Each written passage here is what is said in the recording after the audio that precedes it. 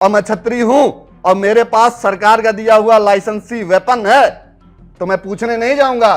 बीच संसद चल रही हो और राज्यसभा में यह बोला जाए कि राणा सांगा और राणा सांगा के वंशज गद्दार।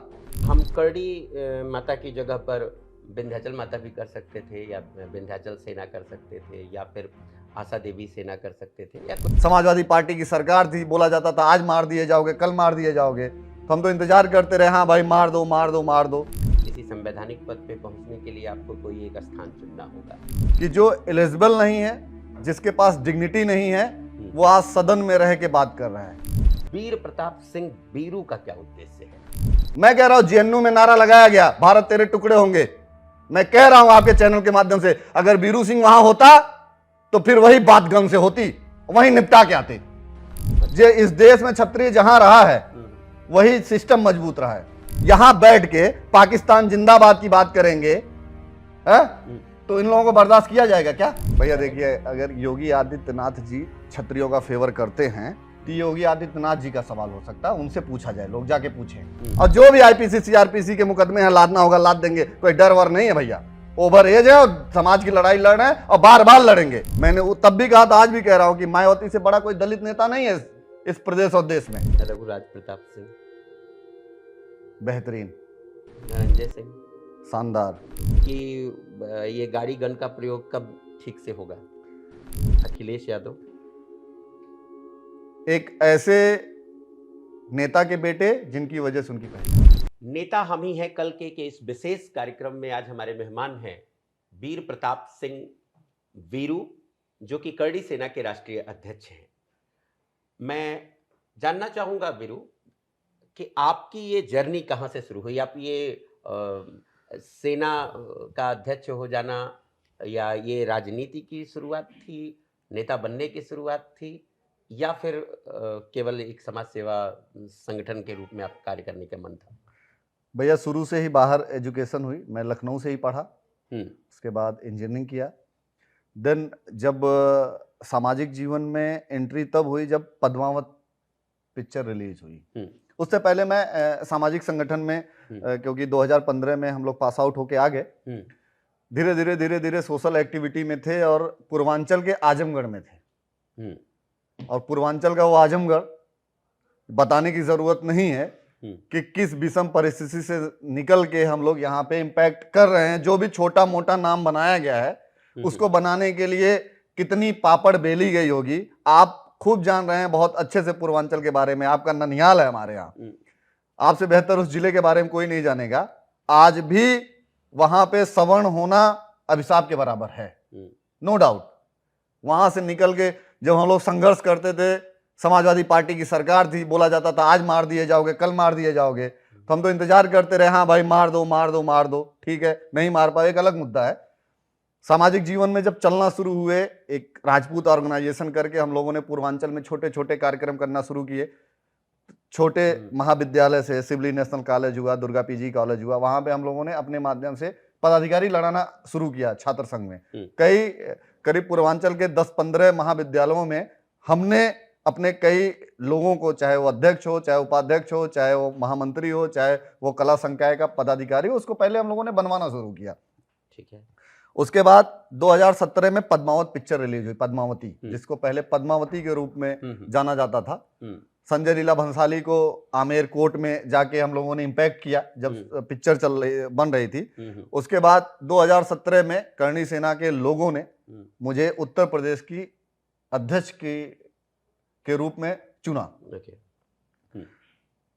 तमाम 2017 की जो घटनाएं हैं, नवंबर दिसंबर में कई सिनेमा घरों में इम्पैक्ट किया गया, तमाम मुकदमे हुए, एनएसए तक हुआ हम लोगों के ऊपर, लड़ाई लड़ा गया, सामाजिक लड़ाई लड़ते लड़ते लड़ते लड़ते आज 2025 में करणी सेना के राष्ट्रीय अध्यक्ष के रूप में आप लोगों के बीच हैं। तमाम ऐसी विसंगतियों को हम लोगों ने देखा, लेकिन वही है ना कि खून तो क्षत्रिय वाला है, संघर्ष तो करना है। और मैं तो ये जानता हूं कि बिना संघर्ष से अगर कोई पद मिले तो उसे त्याग देना चाहिए अगर आप क्षत्रिय हो तो। करड़ी सेना के आप राष्ट्रीय अध्यक्ष हैं जी। और करड़ी माता जो कुल देवी हैं वो चारण समुदाय की कुल देवी हैं, और ये जोधपुर और बीकानेर के जो राठौर राजवंश हैं उनकी कुल देवी हैं। तो आपको जहाँ तक मैं जान रहा हूँ कि आप आजमगढ़ के रहने वाले हैं और आप सोमवंशी हैं, तो कुलदेवी वो राठौर समुदाय की हैं और आपके जो संस्था है, जो आपकी पार्टी का, जो आपके क्षमा कीजिएगा पार्टी नहीं है, जो ये करड़ी सेना है, तो करड़ी माता के ही नाम से है ये? पहले मुझे आप जरूर स्पष्ट कीजिएगा कि ये वही करड़ी माता के नाम से बनाया गया, और अगर वही नाम से बनाया गया तो फिर आपकी कुलदेवी तो कोई दूसरी होंगी, तो दूसरे की कुलदेवी पे आपकी सेना का नाम क्यों? देखिए भैया, आपको बहुत धन्यवाद, आपने ये सवाल पूछा। अभी कुछ दिनों पहले नवरात्रि जैसा त्योहार गया है जी, और हम नौ शक्ति की पूजा किए हैं जी, हमने दशहरा भी मनाया, हमने दीपावली भी मनाया। जी, जिस तरीके की माँ के स्वरूप अलग हैं, लेकिन पूजा तो माँ को ही जाता है ना, उसी तरीके से कुल देवी का स्वरूप अलग हो सकता है, लेकिन माँ तो एक ही है ना।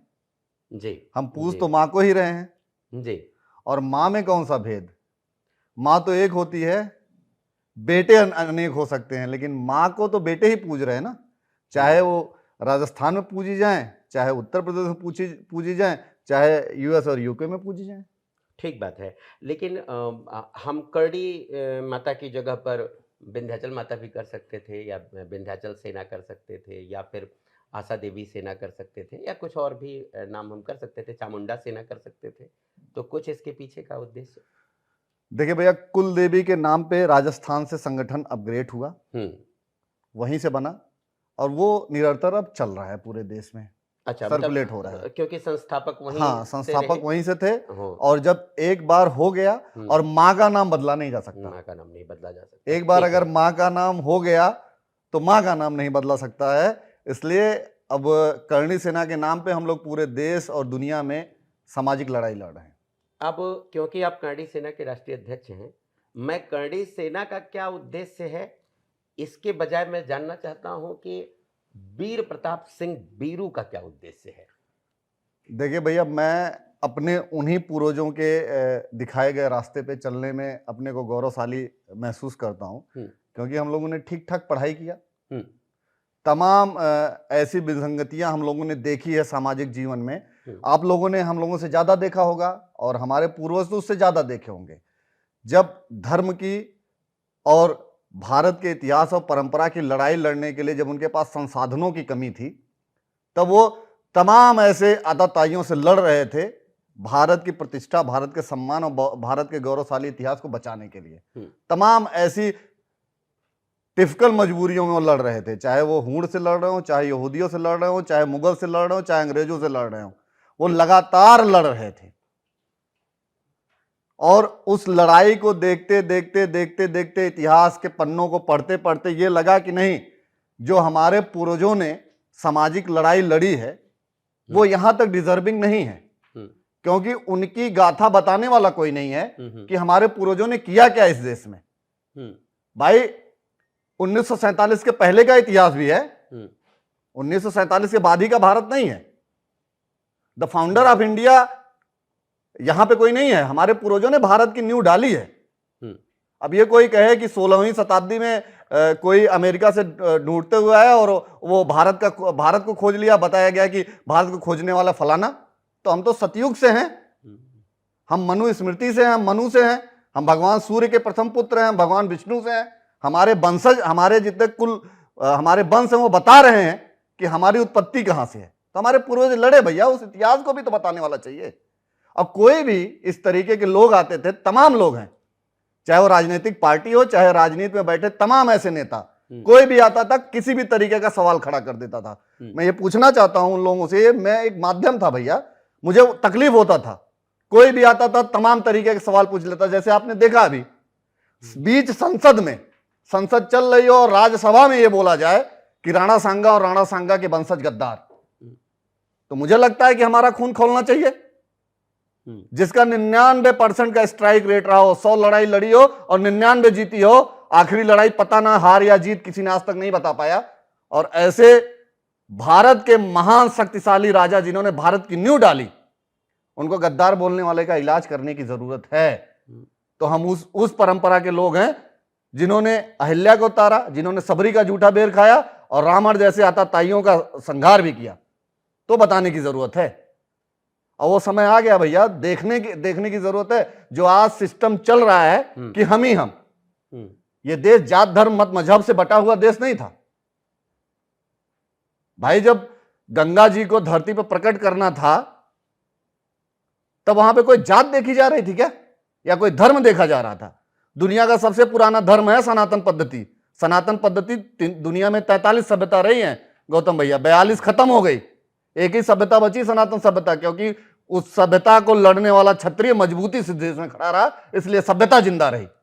आज हमको अपने पूर्वजों की सभ्यता की लड़ाई लड़नी है। किससे लड़ेंगे? जो इस तरीके के लोग हों, चाहे वो समाज में बैठे गद्दार हो, चाहे देश के बाहर बैठे, चाहे नेता हो, चाहे कोई राजनीतिक पार्टी हो, चाहे इस तरीके के कोई लोग हो जो ये समाज को और देश को बांटने की बात करते हैं, उनके अगेंस्ट लड़ना है तो लड़ेंगे। हमारे कुछ भाई देश में लड़ रहे हैं, चाहे वो राजपूताना रेजिमेंट हो, चाहे डोगरा रेजिमेंट हो, चाहे राजपूताना राइफल्स हो, वो लड़ रहे हैं ना। उस तरीके की सामाजिक व्यवस्था में हमारे पूर्वजों ने लड़ाई लड़ी। आज हमको आ सकता है लड़ रहे। हमारे पूर्वजों से कोई नहीं कहा था भारत के लिए लड़ो, लेकिन नहीं लड़े होते तो 1947 के बाद ये बैठ के जो तमाम कमिटमेंट लिखा जा रहा है, लिखा नहीं जाता। लड़ाइयों के लिए तो संख्या की जरूरत होती है भैया। देखिए, क्षत्रियों के पास अब यही तो सवाल बहुत बड़ा है, परसेंटेज तय करेगा। परसेंटेज तो तब भी था जब हूण थे, यहूदी थे, मुगल थे, अंग्रेज थे, तब भी तो परसेंटेज था। लड़ कौन रहा था, परसेंटेज उससे गिना जाता है। और युद्ध और योद्धाओं का परसेंटेज नहीं गिना जाता है भैया कभी भी।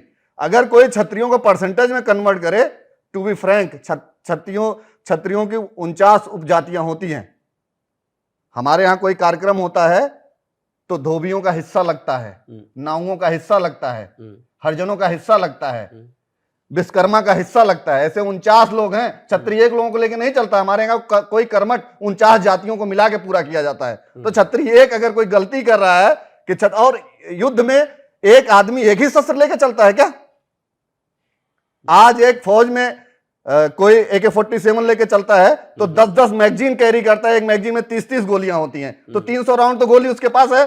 तो हम क्षत्रिय हैं, लड़ रहे हैं, तो हमारे पास 300 तरीके के लोग रहेंगे।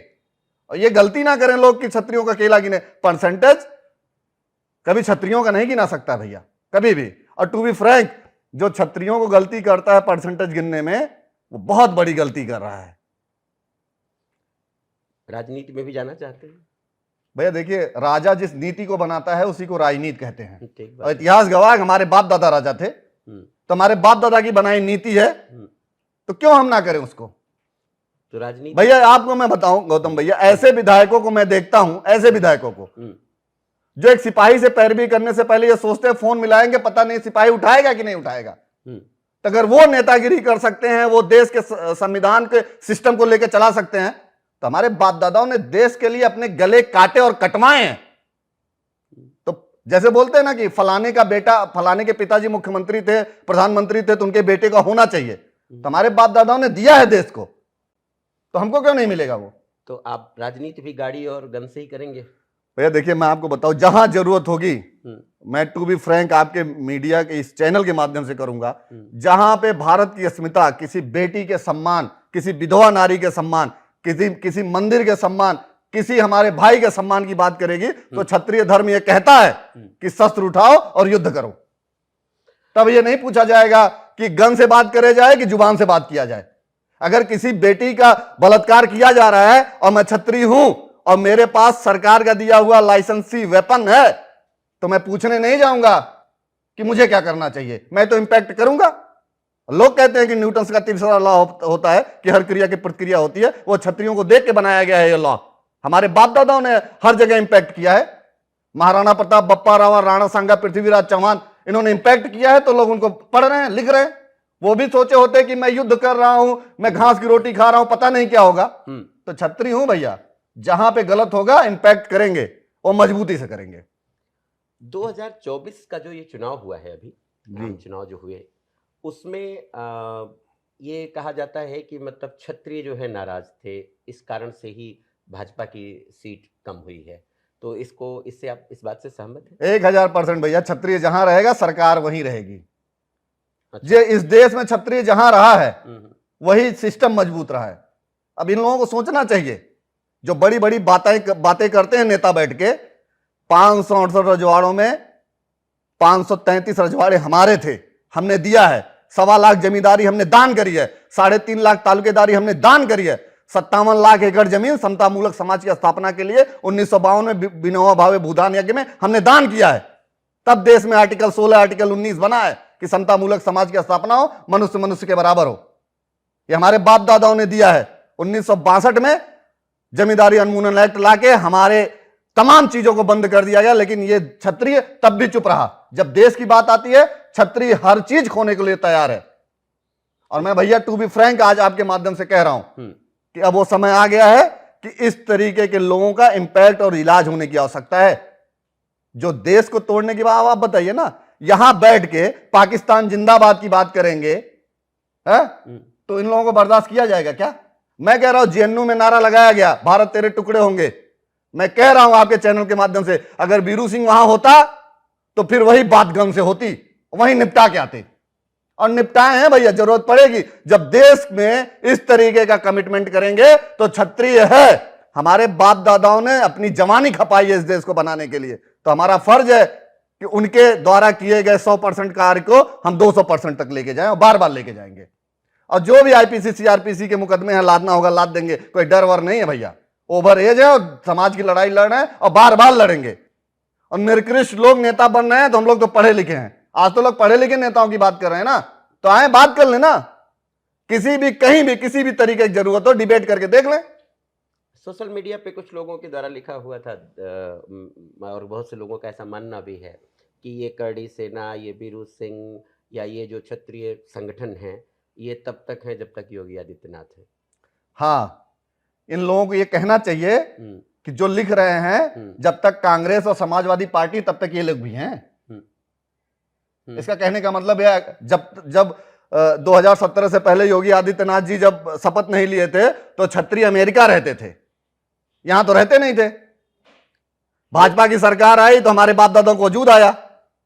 हरिश्चंद्र जी कहां चले गए, भगवान राम कहां चले गए, भगवान कृष्ण कहां चले गए? वो योगी जी और मोदी जी की वजह से आ गए। भैया जानते हैं ना, ये व्हाट्सएप यूनिवर्सिटी के फ्री के डेटा जियो वाले हैं जो 24 घंटे इनको एक ही काम है। और सही बताएं तो एंजल प्रिया वाली आईडी होती है इनके, अगर आईपी एड्रेस ट्रेस करेंगे ना तो उसके बाद रोने लगते हैं। कितने लोगों को तो हम लोग ढूंढे हैं, उसके बाद कान पकड़ के उठक बैठक करवाए हैं। तमाम वीडियोस है मेरे पास। इनके आका को मैं बताना चाहता हूं, जो इनके आका इनसे जो इन्फ्लुएंस होके आते हैं ना, उनके आका का हमने इलाज किया है। इन लोगों को क्या भैया, इन लोगों को तो लिखना है।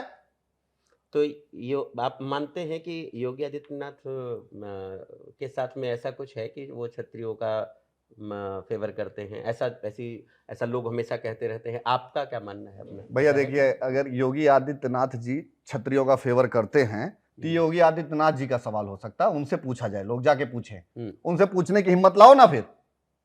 अखिलेश यादव खुल के कहते हैं, मायावती जी खुल के कह रही हैं, रामविलास पासवान जब तक जिंदा थे या उनके बेटे जब हैं वो खुल के कह रहे हैं। तमाम लोग खुल के अपने लोगों के बारे में बात करते हैं। अगर वीरू सिंह अपने समाज के लोगों की बात कर रहा है तो क्षत्रिय जातिवादी हो जाता है। जाए ना, मैं तो सवाल पूछता हूं भैया, मैं खुल के कहना चाहता हूं इस चैनल के माध्यम से कि चले जाओ फिर कह दो कि भाई आर्मी में भी आरक्षण दे दो। जहां गोली खानी है वहां पे तो आपको आरक्षण की जरूरत नहीं, जहां मलाई खानी है। और भैया बार बार मैं कहता हूं, देश में प्रदेश में कितनी विधानसभाएं ऐसी हैं? 403 विधानसभा में 93 विधानसभा, 93 विधानसभा ऑलरेडी रिजर्व हैं। वहां पे सवर्ण ताली बजाने की स्थिति में है, केवल बीच की स्थिति में है। एक सवाल थोड़ा सा सुनने में आता है कि वीरू सिंह जहां पीड़ित हैं, जो कोई पीड़ित है आप उनके फेवर में चले जाते हैं, उनके लिए लड़ाई लड़ते हैं। लेकिन सुल्तानपुर में जब आप गए तो आरोपियों के पक्ष में गए। अभी नारायणपुर के और एक घनश्याम जी की हत्या हुई थी व्यक्ति की। देखिए भैया मैं बताऊं, महापंचायतें जो होती हैं, टू बी फ्रैंक आपको मैं बता रहा हूं, ये कोई नहीं कहता है। ये बताना चाहिए कि देवरिया में जब 5 ब्राह्मणों को जिंदा मार दिया गया, तड़पा के मार दिया गया, तो किसी की हिम्मत नहीं थी कि डे 1 वहां पहुंचे। सबसे पहले उस ब्राह्मण परिवार के लिए वीरू सिंह गया। सबसे पहले वहां पे मैं उन लोगों को मदद करने का काम किया। वहां कोई कहने वाला नहीं है। कौशाम्बी में जब ब्राह्मण सुसाइड कर लेता है, उसके लिए मैं धरने पे बैठता हूं, सबसे मजबूती से लड़ाई लड़ता हूं, जेल से उसके बेटे को 12 घंटे के अंदर छुड़ा के लेके आता हूं, तब कोई नहीं कहेगा। इटावा में जिस तरीके से ब्राह्मण समाज के ऊपर इंपैक्ट किया गया, सबसे पहले लड़ाई वीरू सिंह लड़ा। घनश्याम तिवारी जी की हत्या हुई, घनश्याम तिवारी जी के साथ मेरी संवेदनाएं मजबूती से खड़ी थी, लेकिन जब वहां पे पंचायत करी गई और क्षत्रिय समाज को भरे मंच से भर भर के गालियां दी गई, घटना तो एक आदमी किया था ना, इंपैक्ट तो एक आदमी किया, तो उसे समाज की क्या गलती? आप कहते हो ना कि अपराधियों को कोई जात नहीं होती है, तो वीरू सिंह और गौतम सिंह या फला सिंह अगर उस जाति में पैदा हुए हैं तो क्या अपराधी हो गए क्या? मैं सवाल पूछना चाहता हूं, जो लोग ये तमाम सवाल पूछते हैं। उसके बाद मैं उस परिवार के लिए नहीं गया था, वहां पे महापंचायत हुई जो सुल्तानपुर में, मैं उस महापंचायत में गया था, शस्त्र पूजन और महापंचायत में मैं गया था। वहां पे मैंने तमाम सवाल पूछा, उसमें मैंने तमाम क्षत्रिय नेताओं को भी टारगेट किया। और भैया आपको मैं बता दूं, मैंने एससी और एसटी, ओबीसी, ब्राह्मण, क्षत्रिय किसकी लड़ाई में नहीं लड़ता हूं, जिसका पहले फोन आ जाए और मुझे समझ में आ जाए किसी मदद करनी चाहिए। आपको मैं तो बताऊं, ये हॉस्पिटल है, चाहे यहाँ पे पीजीआई हो, चाहे केजीएमसी हो, तमाम हॉस्पिटल, रोज मैं 100-200 लोगों को एडमिट कराता हूं। तो मैं पूछता हूं क्या? मैं ये बात मान लूं कि वीरू सिंह अपने वो 49 जातियों को साथ लेके, भैया वीरू सिंह अपने सनातन के सभी जातियों जो मेरे बाप दादाओं ने लेके चले हैं, मैंने कहा ना कि मैं तो उस पद्धति को मानता हूं जिन्होंने अहल्या को तारा, जिसने सबरी का जूठा बेर खाया। जब यही हम लोग आगरा वाला हुआ, रामजी लाल सुमन को लोगों ने बोला कि दलित सांसद के ऊपर अत्याचार करणी सेना ने किया, मैंने कहा कि कतई नहीं।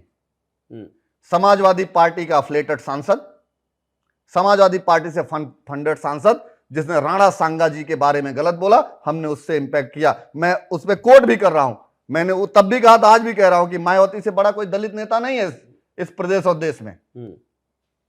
मैंने तब भी कहा था कि मायावती जी के साथ मजबूती से तब भी समाज खड़ा था, आज भी समाज खड़ा है। और आपको मैं बताऊं भैया, क्षत्रिय हूं, मेरे बगल में हरिजनों की बस्ती होती थी, उसमें से 90% जमीनें क्षत्रिय ब्राह्मण को या हम लोगों की होती हैं, जहां पे उनका बस्ती बसी हुई, उनका टोला बसा हुआ है। कभी आज तक कोई, हमको नहीं लगता है कि कोई क्षत्रिय जाके कहा हो कि तुम मेरे बाप दादाओं की जमीन में बसे हुए हो, क्योंकि हमारे बाप दादाओं ने जो दे दिया वो दे दिया। इस देश में 87% जमीन ठाकुरों की रही है, क्षत्रियों की रही है। 1947 से पहले आप ITI करके मांग लीजिए, तो सब जमीनें हमारी रही हैं। जिसका मतलब जितने लोग हैं सब लोगों को हम लोग इंपैक्ट करेंगे, लेकिन जो गलत करेगा उसके साथ इंपैक्ट करेंगे और दमदारी से करेंगे। तो करणी सेना में क्या दूसरी जातियों के सदस्यों को सब मैंने कहा ना कि यह संगठन ही सबका है। बनाते हैं आप? एकदम बनाते हैं, 100% बनाते हैं। मैंने तो कहा कि राम सबके हैं ना, कृष्ण सबके हैं, तो हम लोग तो उन्हीं के हैं, तो बटे का। हमने कहा कि जब भी जरूरत हो, नंबर मेरा है भैया, इकलौता हूं जिसका गूगल पे नंबर है, आप डालो नंबर, आप फोन करो। अगर फोन उठा, बहुत व्यस्तता रहती है, फोन कभी कभी नहीं रिसीव हो पाता है, सामाजिक जीवन है, कभी कभी ट्रेवलिंग होती है या कभी कोई मीटिंग्स होती है, कार्यक्रम होते नहीं लेकिन फोन उठता है भैया, तो आपको मैं बता दूं कि इतना अच्छा इंपैक्ट देते हैं कि लोगों को लगता है कि मदद हुई है जितना हो सकता है। और कोई हम लोग राजनीतिक अफिलिएटेड नहीं है, सांसद विधायक नहीं है, लेकिन सामाजिक कार्यकर्ता हैं, जितनी ताकत है दमदारी से लगा देते हैं। क्योंकि राजनीति आप कर रहे हैं, राजनीति पसंद भी है, और नेता हम ही हैं कल के कि हम लोग कार्यक्रम में हैं। तो हमारा एक विशेष राउंड जो हम क्वेश्चन का रखते हैं, जिसमें हम नेताओं के नाम लेंगे और आपको उनके बारे में छोटी सी टिप्पणी करनी है, यानी वो 1 लाइनर टिप्पणी पर्याप्त रहेगी। और इसके साथ हम शुरू कर रहे हैं जी। तो इसमें हम रैंडम नेताओं के नाम लेंगे, आप उनके बारे में नहीं जानते हैं तो आप उस वहाँ बोल सकते हैं कि नो कमेंट, या मैं नहीं जानता इनके बारे में। तो मैं आपके सामने कुछ नेताओं के नाम, क्योंकि जो अच्छी यहाँ पे आपके राजनेता हैं वो ऑलरेडी, नरेंद्र मोदी, जिनका विजन बहुत अच्छा है। राजनाथ सिंह, शानदार और एक सशक्त नेता, जिन्होंने देश के गृह मंत्री रहते हुए और रक्षा मंत्री रहते हुए बहुत अच्छा काम किया। नितिन गडकरी, आज हम रोड पे चलते हैं तो उनका नाम लिए बिना रह नहीं पाते। राहुल गांधी, जिनका कोई नहीं नाम ले रहा है, आप उनका ले रहे हैं, तो आप उनके बारे में जानिए। मेरे लिए वो पप्पू थे, पप्पू हैं, पप्पू रहेंगे। अखिलेश यादव? एक ऐसे नेता के बेटे जिनकी वजह से उनकी पहचान। मायावती? दलितों की बहुत बड़ी नेता। योगी आदित्यनाथ? एक ऐसे सन्यासी जिनके हाथ में प्रदेश और देश सुरक्षित। डॉक्टर संजय निषाद? एक ऐसे नेता जिन्होंने अपने समाज को मजबूती से इम्पैक्ट किया। ओम प्रकाश राजभर? कभी भी पलट जाते हैं, लेकिन स्टेबिलिटी होनी चाहिए। रघुराज प्रताप सिंह? बेहतरीन। धनंजय सिंह? शानदार।